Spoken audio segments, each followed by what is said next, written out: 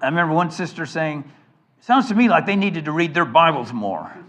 It's like, they did read their Bibles, and they read it in the language it was written in, and they lived in the culture it was written in, and they're the ones who decided what books are part of the New Testament and not. So yeah, they knew their Bibles.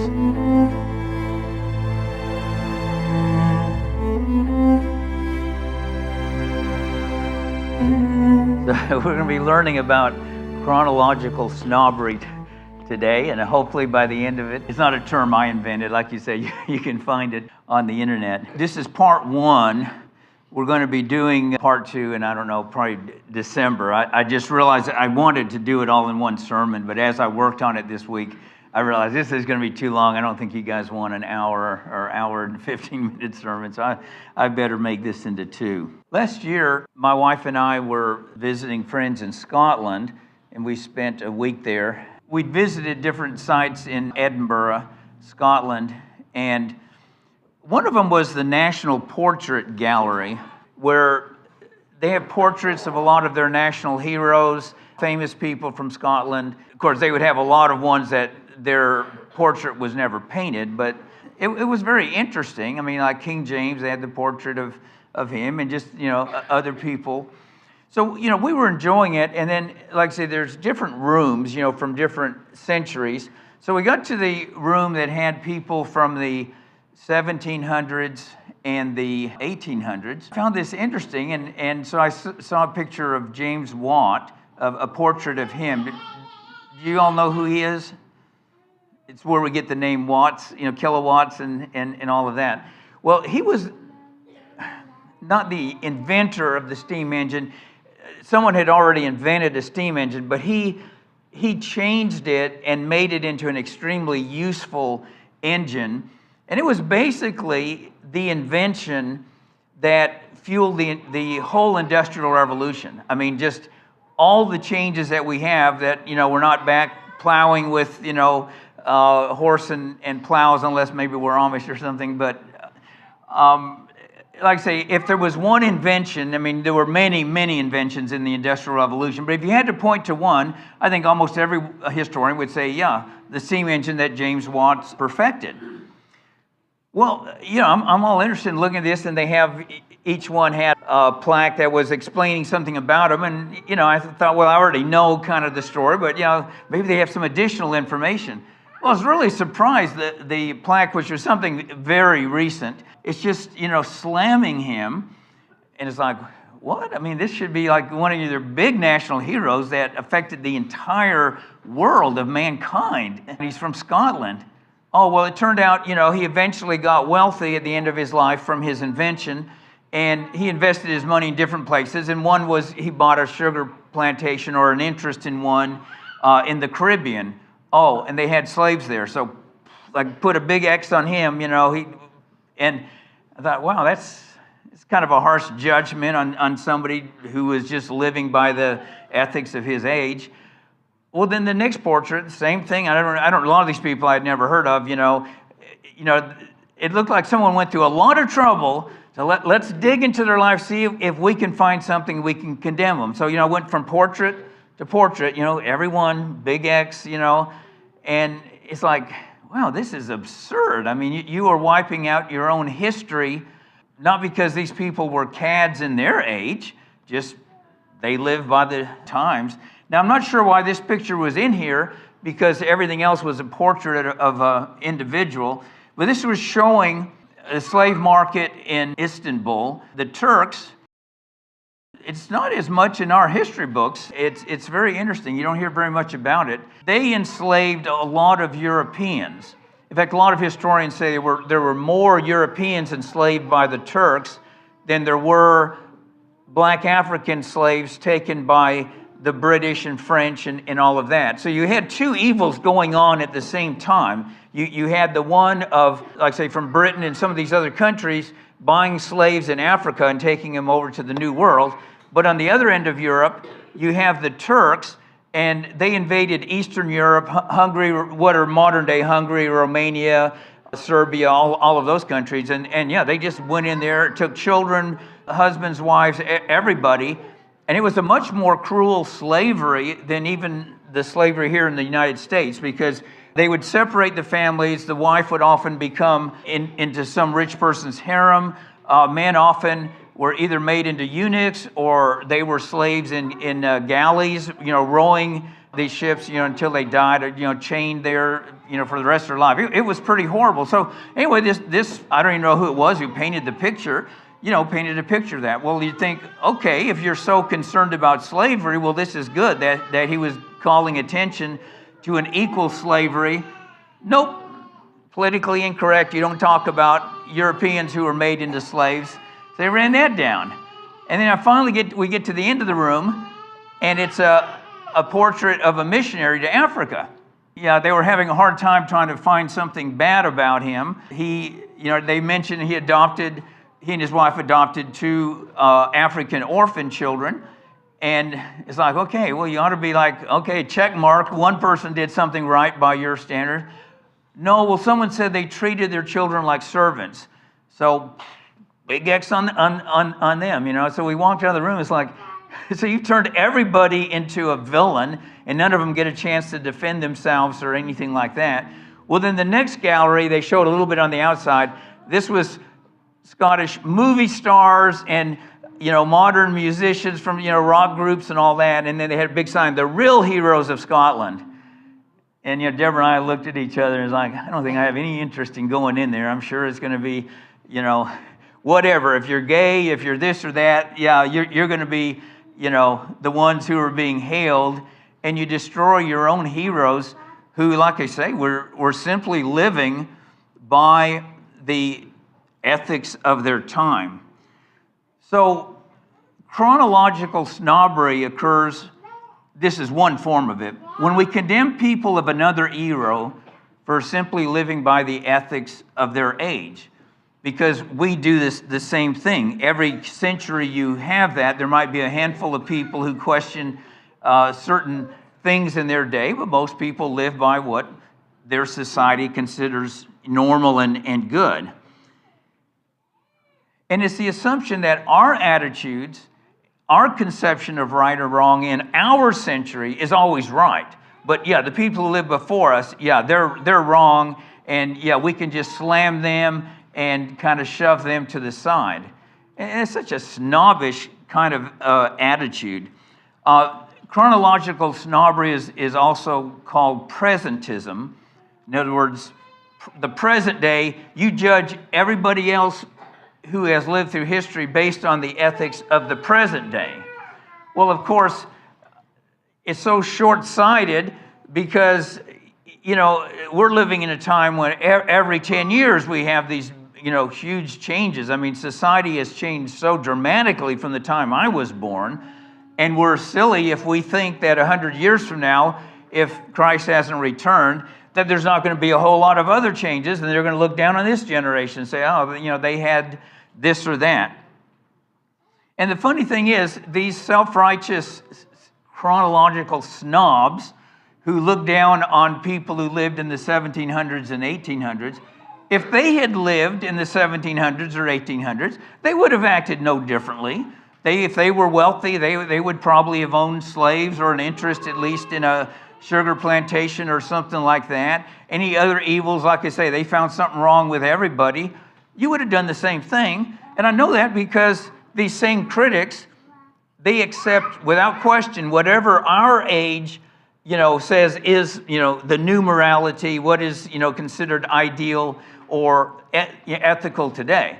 So these same people, yeah, we should be speak out and, feel terrible that the slavery that went on from Africa, but we should feel equally terrible about the slavery that the Turks did, which lasted a lot longer than the African slave trade to the New World, that is. I mean, Africans were enslaving Africans for thousands of years. I mean, it wasn't anything new.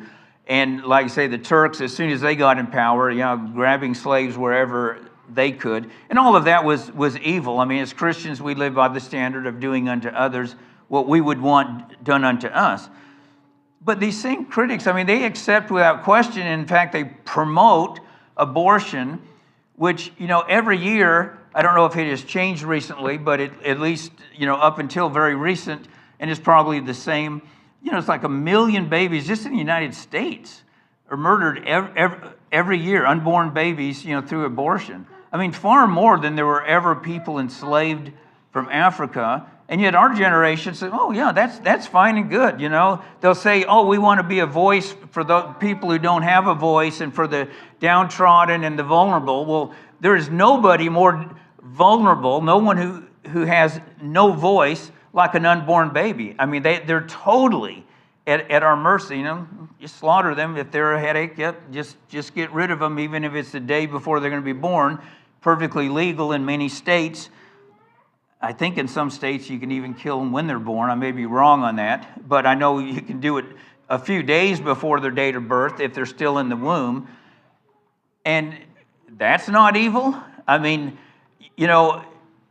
when you condemn people in the 1700s, well, not very fair since they can't defend themselves. But if they could look at our generation, they would say we are the ones who are horribly wicked. Looking at the abortions that we have today as just one thing. So many other evils that are accepted just as being normal, just like people accepted things there. Today, and this has been around for a long time, we have basically slave soldiers.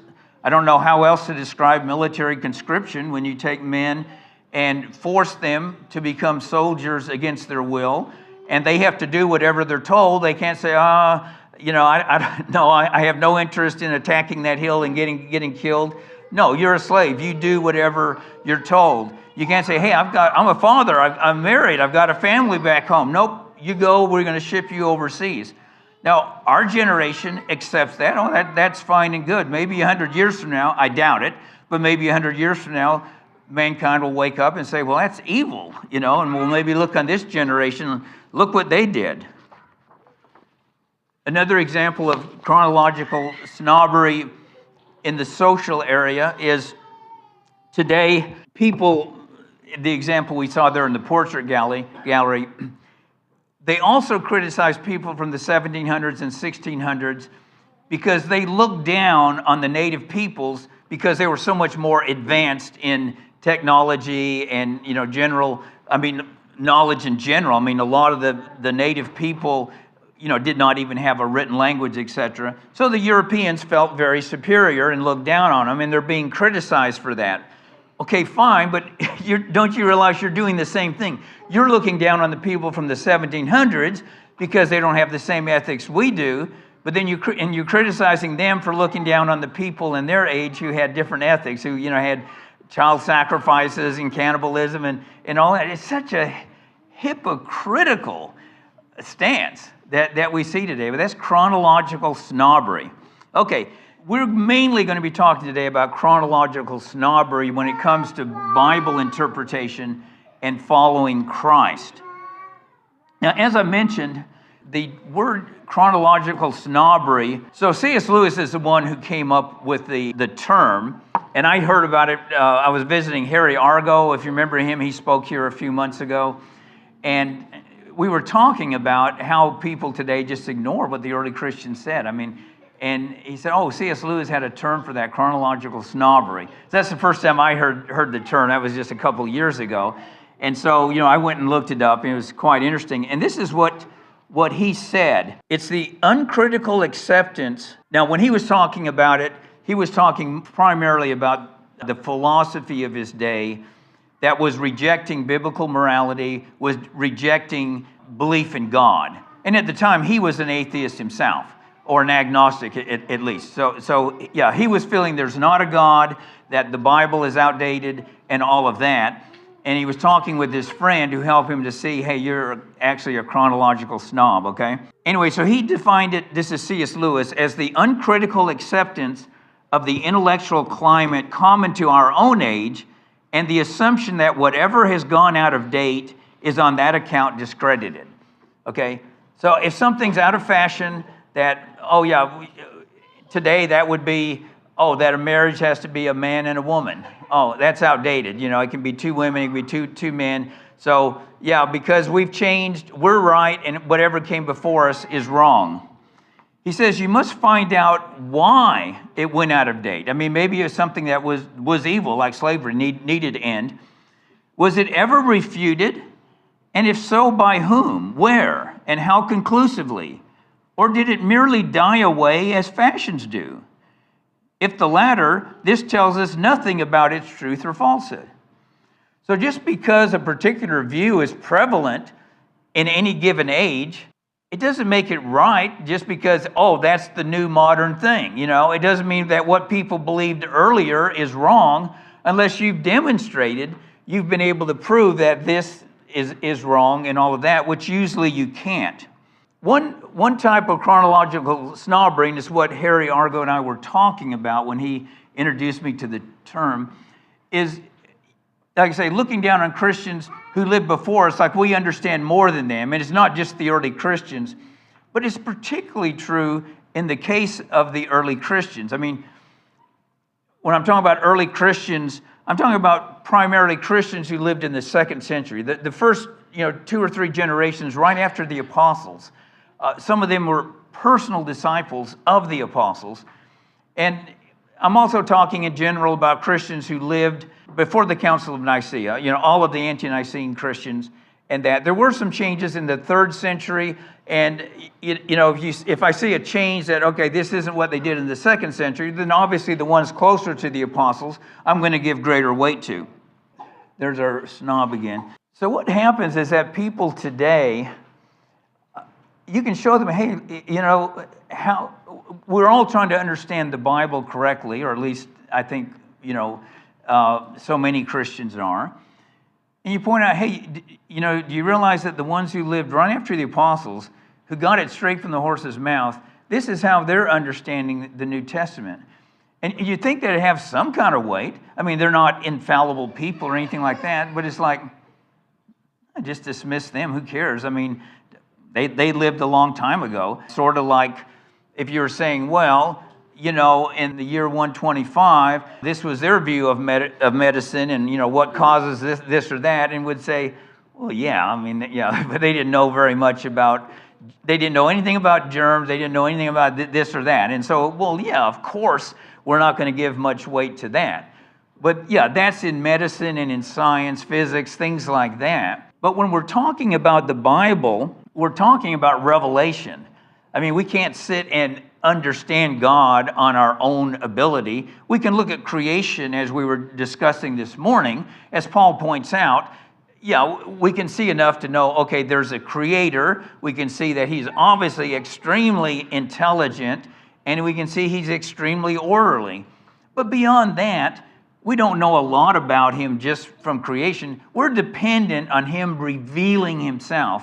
And the revelation is in, of course, the scriptures is where we can find out about God, what he said. So the issue comes down to interpreting the Bible. Do we just, whatever is common today, whatever is taught in churches in general, do we just go, well, the majority view is this, and because it's the present view, then we just ignore what came before us, like, oh, we always know more than the people before us. Again, if we're talking about medicine or science, okay, there's some validity there. But revelation from God, I mean, the further you get from revelation, which would in Christianity would be the New Testament, is just the opposite of the way medicine or science would work. The further you get from the New Testament and from the apostles, the more that things get murkier or muddled. I mean, our knowledge of Greek language as it was taught then, as it was spoken, I should say then. Now we have to teach it in a seminary. That was just their native tongue. And there are very few people who can pick up a second language and speak it and understand it the same way a native speaker does. It is very hard. I was just talking on WhatsApp with a brother in Austria who's translated some of my books into German, is working on the Romans commentary right now.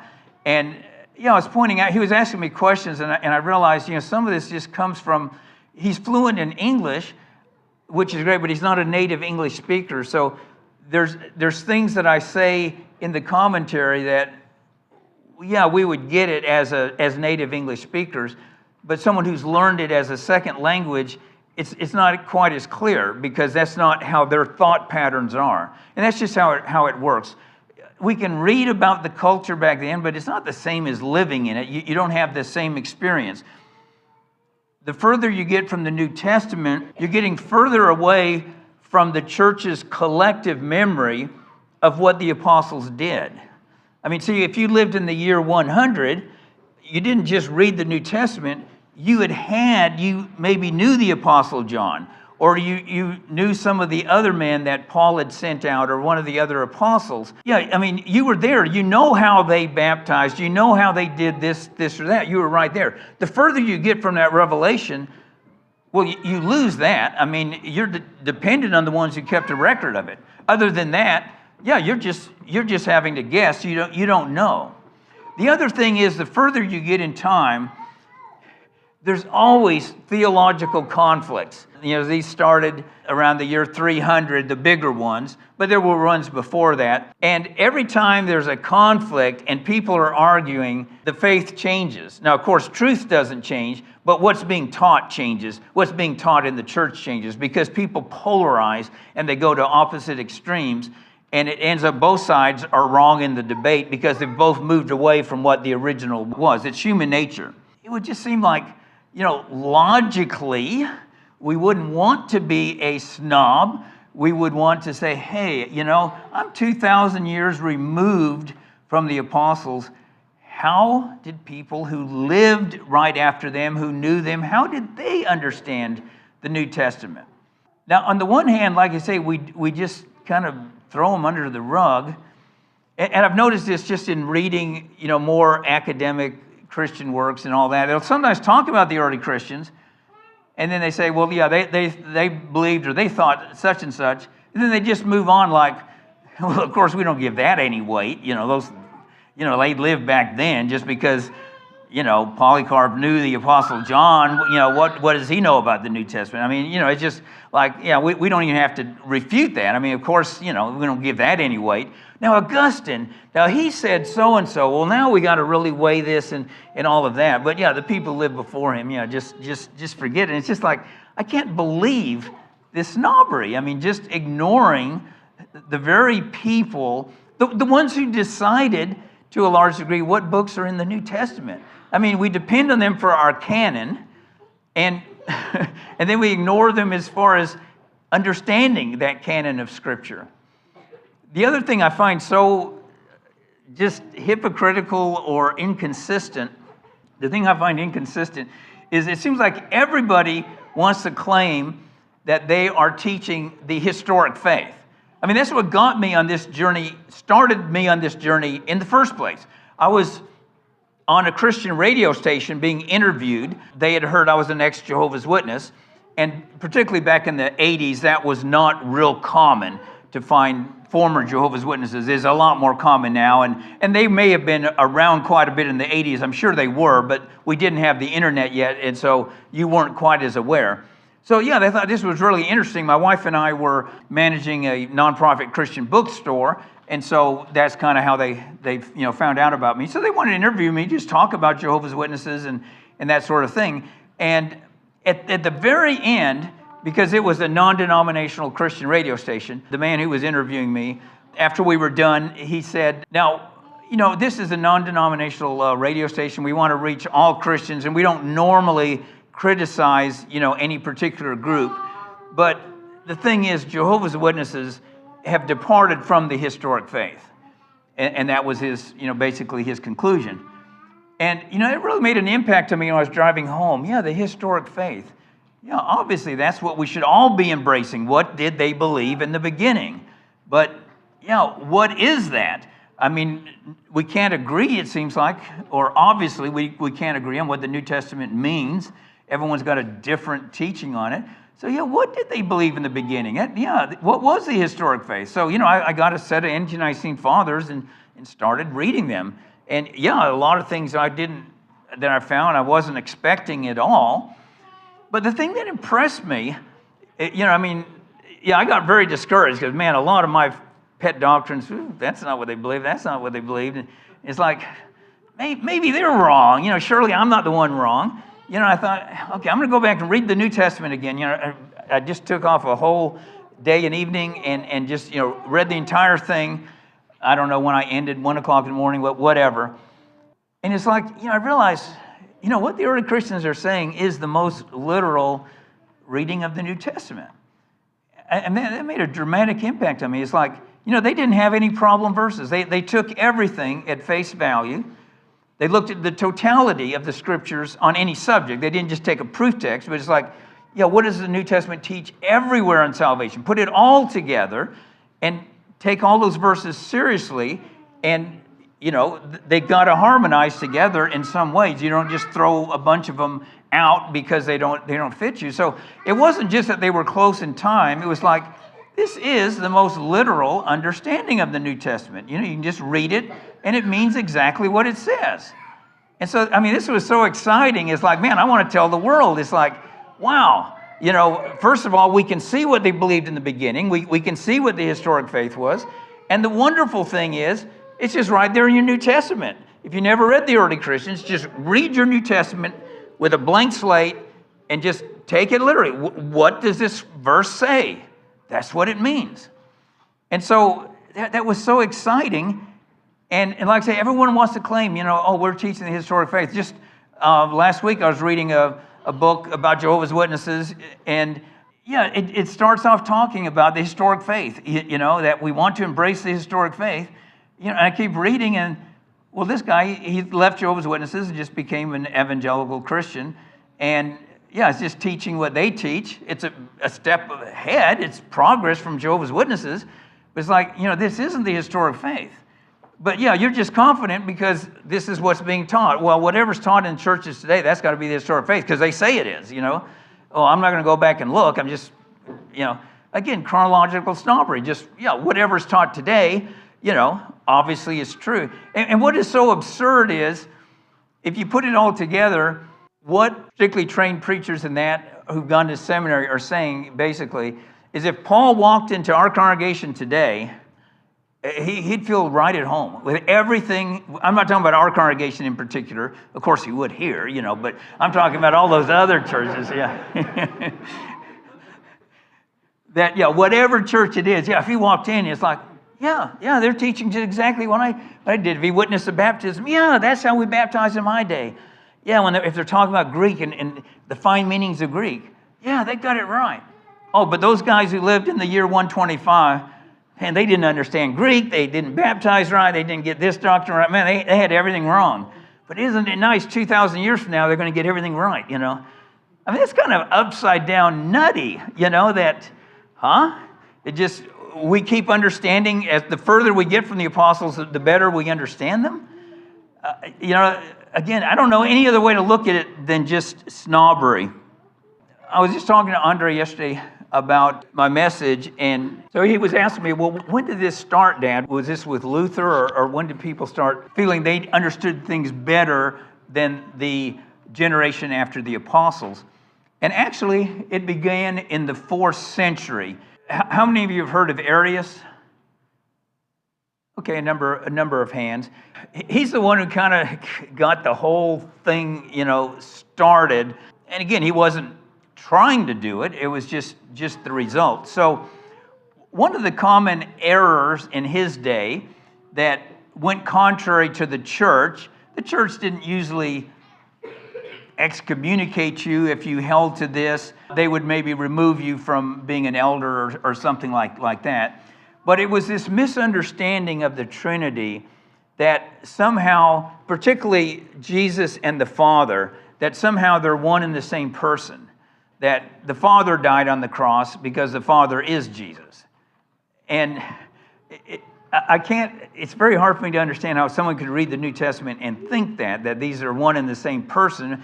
Jesus prays to his Father. He talks about his Father sent him. It's obviously two people. But anyway, it's because people understand that Jesus is divine, that he's God in the sense of his nature. And so it's very confusing. Oh, well, if he's God, that means he's the Father. So it was a common misunderstanding.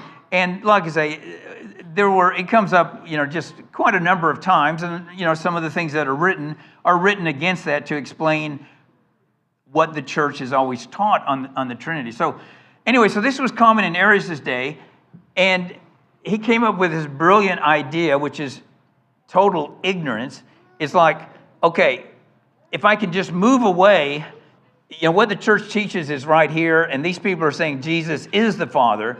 Okay, so let's make Jesus lower in nature than the Father, that he has a different nature than the Father, that he's not eternal. I mean, he's still deity, but he's not eternal. The Father created him out of nothing. Okay, so he's trying to offset this idea that Jesus and the Father are saying, but he's changing the faith. It's like, that's not how you combat error. You combat error by just sticking to what is true and let it take care of itself. It'll die out on its own. But so he changed things trying to teach that Jesus is not eternal like the Father, that he was created out of nothing. Well, of course, that set off then a big argument. And I mean, it pretty soon engulfed the whole church. I mean, every congregation it started in Alexandria, Egypt, but it was all the way to Rome and beyond.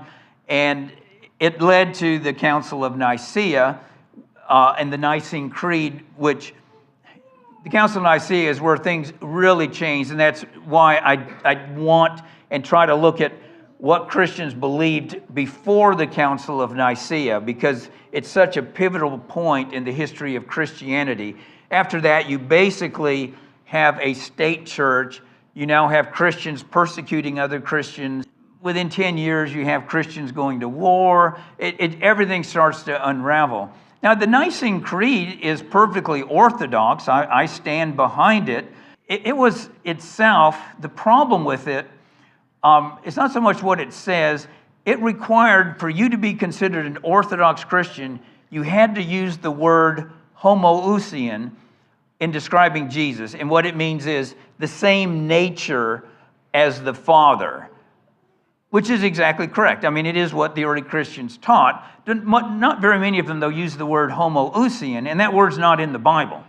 So now you're making orthodoxy turn on a word that isn't even in the Bible, even if it's correct.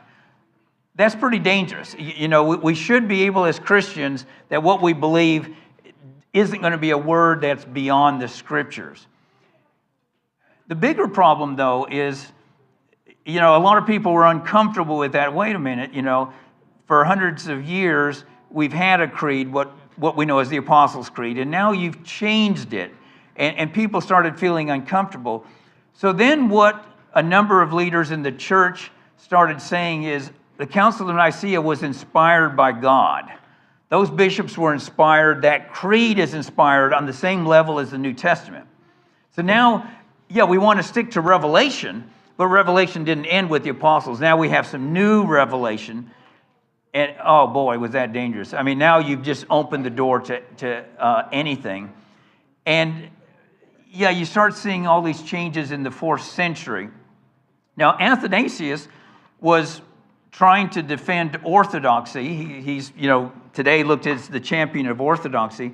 But I would argue that even though his intentions were good, that he did much more harm than he did good. And that's because after the council, it didn't end the controversy. So the people who were Arians, they continued to argue about things. Athanasius, he was a deacon at the time of the council, but then the bishop in Alexandria, Egypt, died, and he became the bishop. At that time, Alexandria, Egypt was the theological center of Christianity. It wasn't Rome, it was Alexandria. And so he was basically, picture the Pope, he was basically the Pope of his day, a very authoritarian person. Again, trying to do what was right, trying to defend orthodoxy. But he realized, okay, the Arians keep pointing to all these scriptures where Jesus talks, he says, no one knows the day and hour except the Father. The Father is greater than I. I didn't come on my own accord, the Father sent me. He told me what to say. I speak the words from my Father. And these are verses the Arians used, okay? You say, see, he's of a different nature. Well, none of those verses, he didn't say I'm of a different nature than my Father. He just said, the Father is my head. I'm under his authority. That's all he was saying, and that's all throughout the New Testament. Because the Arians were using those verses, so Athanasius comes up with his, quote, clever idea, which, like I say, keeps happening throughout church history. Well, okay, I want to shut them down by moving away from the historic faith. So he came up with this innovative interpretation that when Jesus said that the Father is greater than I, he only meant as a human. Since I'm in a human body, he's greater than I. And when he said, I don't know the day and the hour, I mean as a human. I do know it as the divine part of me knows it, but not the human part. And you can go through every one. Well, it was very effective in arguing with the Arians, and so everybody, oh, wow, here's the champion, here's the guy who wins the debate. Winning a debate has very little to do with truth so many times. And Christians tend too much to orient towards somebody who comes up with a clever way of explaining things when it's not the historic faith. So now you're moving away from the historic faith when your purpose is to defend it, but you're moving away from it. You're corrupting it. And what was particularly dangerous is, I said the thing I liked about the ante-Nicene Fathers, you could just read the New Testament. What it says is what it means. Well, now you're saying, no, Jesus said the Father is greater than I. If you think the Father is greater than him, you're a heretic. He didn't mean that. He said it, but it's not really, he meant as a human. He didn't say that, though. He said the Father is greater. No, he said, I don't know the day and the hour. Well, of course he knows the day and the hour. Are you daring to say the Son doesn't know the day and the hour? That's heresy. And pretty soon, anyone who didn't accept these explanations, they were labeled as a heretic, as an Arian. And it's like people who were not Arians, they're labeled that. It's like today, people like to put labels, oh, you're a male chauvinist, you're racist, you're a white supremacist. And some people are, but just because they don't fit a particular agenda. It's so easy, just stick a label on them and you smear them that way. And Athanasius was very good at that. And so all these people who were not Arians, they got labeled as Arians because they were not accepting his new explanations. Okay, so then they didn't stop at the Council of Nicaea. So then 55 years later, they have another council, the Council of Constantinople. And now they're saying the Holy Spirit, which the scriptures tell us very little about, but Christians have always believed the Holy Spirit is divine. He's got the same nature as the Father. He's eternal. And beyond that, we don't know very much except the power, the ministry of the Holy Spirit. The scriptures talk a lot about that, but the person there's not a lot of revelation about the person. So the early Christians, the Apostles' Creed just says, and we believe in the Holy Spirit. It's like, we don't have a lot of revelation about him. Oh, so this council, now, the Holy Spirit is put up here with the Father. And of course, he is the same nature as the Father, but you're saying he's not under the Father's authority? And so, people started saying, some of the ones who are looked at as heroes of the faith, he's now called Basil the Great, and some other ones. They're now saying, well, we have better understanding. We have more of the Holy Spirit in the 4th century. Of course, it wasn't called the 4th century, but in our day and age, we have more of the Holy Spirit than they had back then. So we better understand these things. Now, they're not heretics because that's all the revelation they had. They were just teaching what they had, in the 2nd century.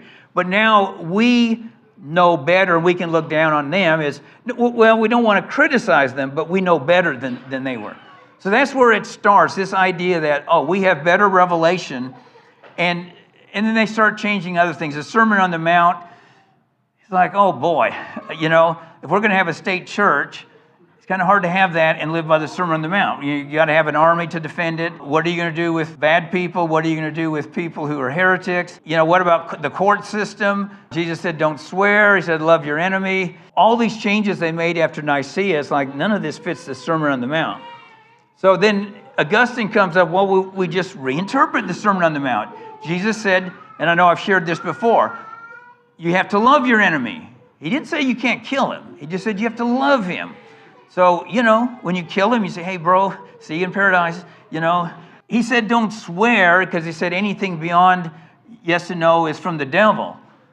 He didn't really say you can't swear. It seems like he's saying that, but what he's really saying is, if they make you in court, if they tell you to swear, well, you can swear, but they say that's the devil making them do that. And so he goes through the whole Sermon on the Mount. He guts every hard teaching of Christ, except on divorce and marriage. Augustine didn't touch that, but on everything else.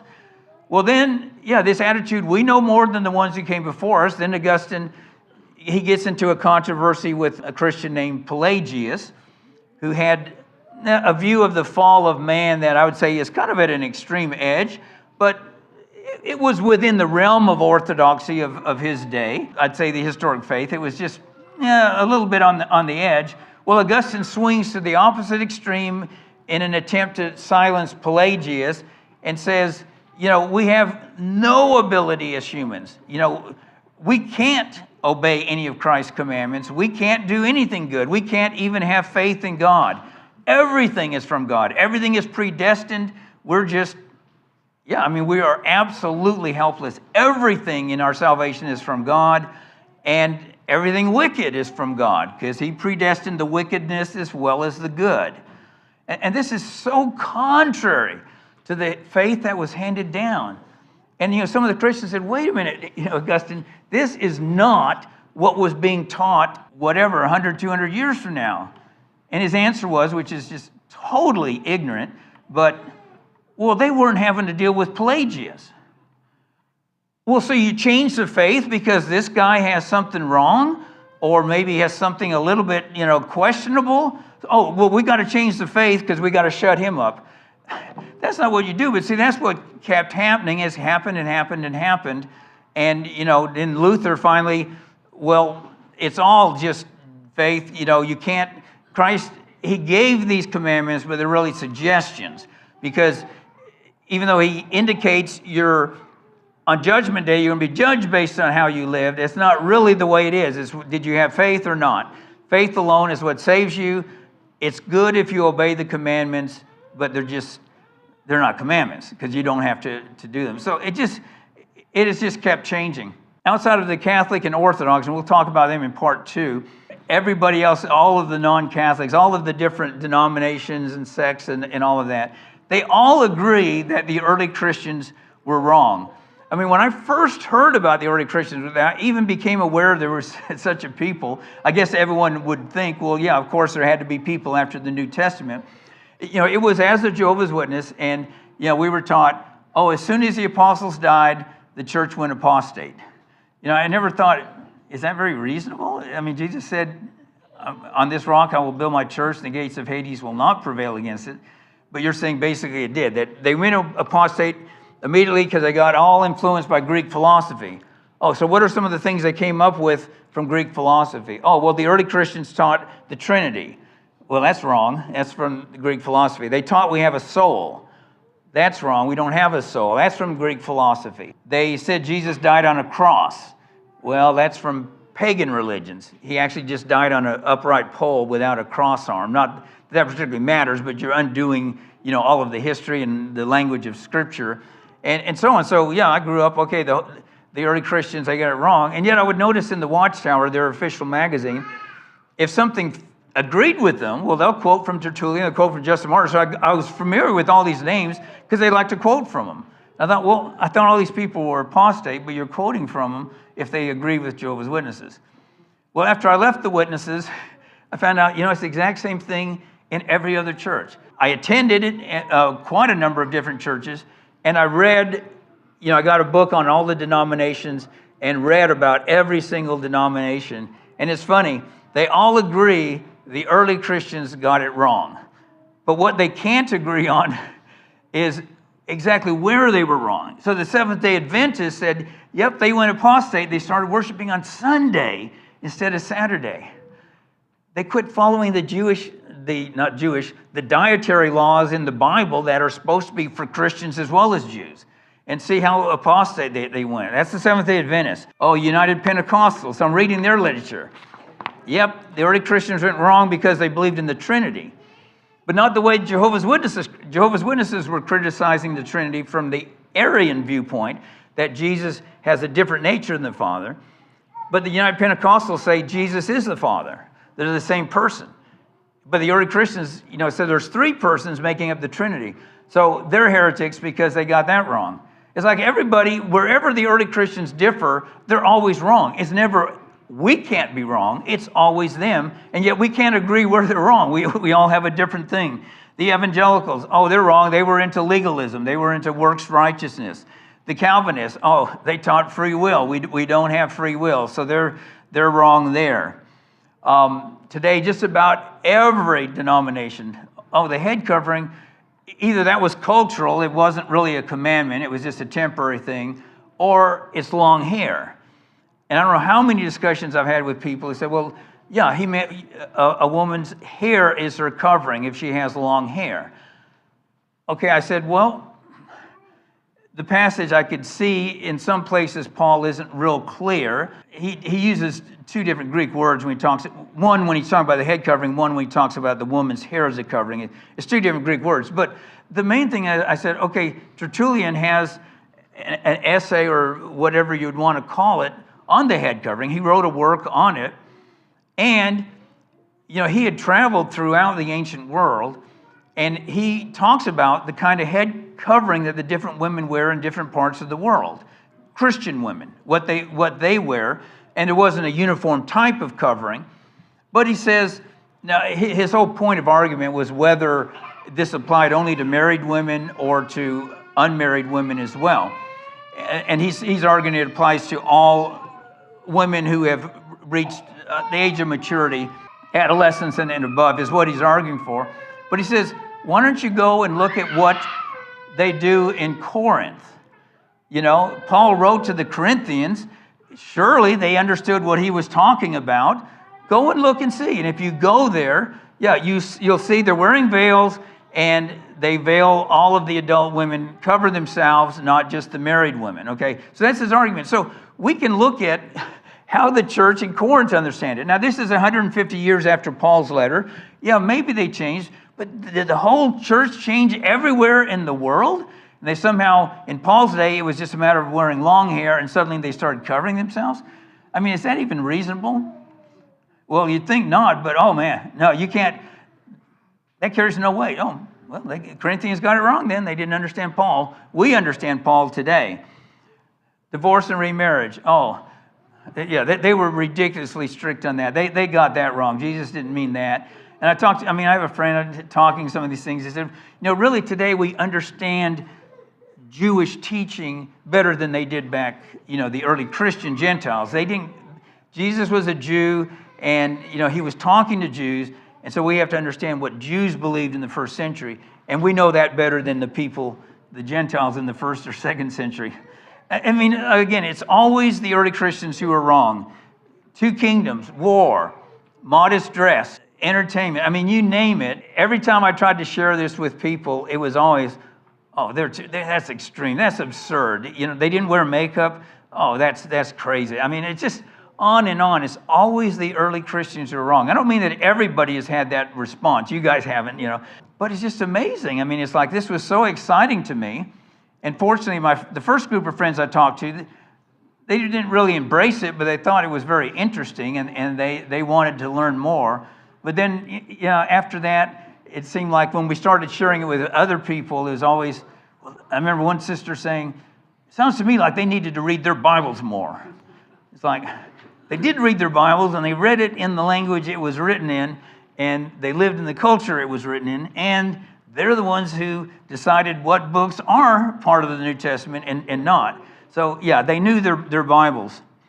So, it comes down to everybody saying they've got it wrong, but we can't agree what's right. Now, at the same time, the early Christians could agree what was right. And Tertullian made this argument. He's talking about the Gnostics who had their own false beliefs. And he said, now, if we have changed, if what we teach is not what was taught by the apostles, if we went away from the original teachings, how is it we all teach the same thing? When people split away from it, they go in a jillion different directions, which the Gnostics, that was so true. I mean, there were so many different Gnostic groups, they couldn't ever agree. And this is what happened in the Reformation. Once you took away state churches enforcing uniformity, we all go in different directions. They were able to be one church. And I think that is one of the best arguments that they had it right. If they had apostatized, if they had left the apostolic teachings, they wouldn't have all stayed in the same place. They would have gone different places. We can see that 40,000 different denominations and sects all claiming to have it right. Christ's church isn't divided that way. you.